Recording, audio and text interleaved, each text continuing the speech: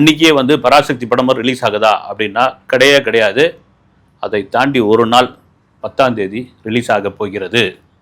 இதுக்கு காரணம் சிவகார்த்திகேயன் கிடையாது. சொல்கிறதுக்கான காரணம் என்னென்னா, திரும்ப அவர் தான் வந்து களத்துக்குள்ளே வந்தார், அவர் தான் இறங்கினார், அவர் தான் ஒவ்வொரு தேட்டருக்காரங்களாம் ஃபோன் பண்ணார், ரெஞ்சைட் ஆஃபீஸுக்கு வந்து ஃபோன் பண்ண சொல்லி ஒவ்வொருத்தருக்காக சொன்னார்.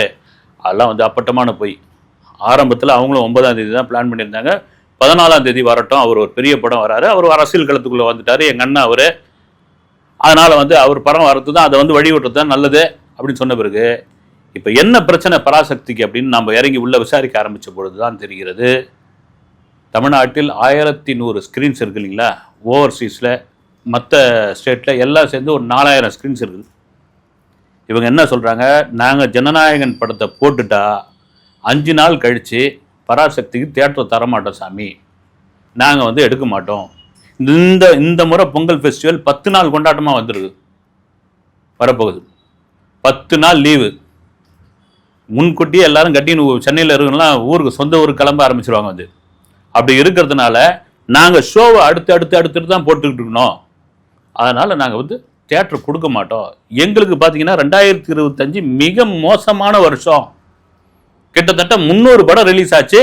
300 படத்தில் ஒன்றுமே கிடையாது. வந்து நாங்கள் தியேட்டர் நடத்துறதா நடத்தக்கூடாதா, டிஸ்ட்ரிபியூஷன் பண்ணுறதா பண்ணக்கூடாதான்ற முடிவுக்கு வந்திருக்கிறோம். எங்களுக்கு ஏதோ ஆக்சிஜன் கொடுத்தா மாதிரி இந்த 9ஆம் தேதி விஜய் வந்து படம் வந்து இறங்குது.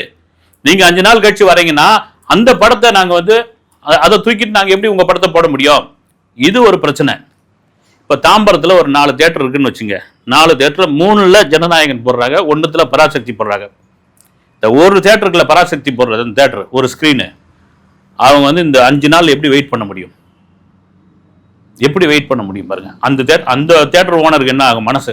அவருடைய மனநிலை இருக்கா? ஏங்க இன்னைக்கு வந்து கரண்ட் பில் கட்டணும், உள்ள வேலை செய்கிற பணியாளர்களுக்கு வந்து சம்பளம் கொடுக்கணும், தியேட்டர் மெயின்டைன் பண்ணணும், கேன்டீன் விற்கணும். 5 ஷோ ஓடுது சாமி 5 நாளைக்கு, கிட்டத்தட்ட 50 லட்ச ரூபா கலெக்ஷன். இந்த 50 லட்ச ரூபாய் யார் விடுவாங்க? இது எனக்கு ஒரு டிஸ்ட்ரிபியூட்டர் சொன்ன தகவல். இது நானாக சொல்ல, டிஸ்ட்ரிபியூட்டர் சொன்ன தகவல்.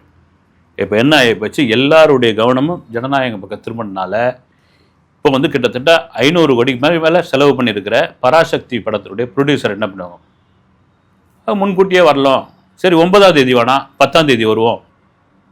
சரிங்க, இதுக்கு முன்னே இந்த மாதிரி கிளாஷ் வந்து நடந்ததே கிடையாது தமிழ் சினிமாவில். ஏங்க அதெல்லாம் அந்த காலங்க 90களில் ஒரு 12 படம் வரும், 13 படம் வரும், 14 படம் வரும். அப்போ சினிமா செழிப்பாக இருந்தது. அப்போ ABC சென்டர் இருந்தது. ஏல ஓடின பிறகு தான் பியில் கொண்டு வராங்க, பியில் ஓடின பிறகு தான் சியில் கொண்டு வருவாங்க. அப்போ ரீலு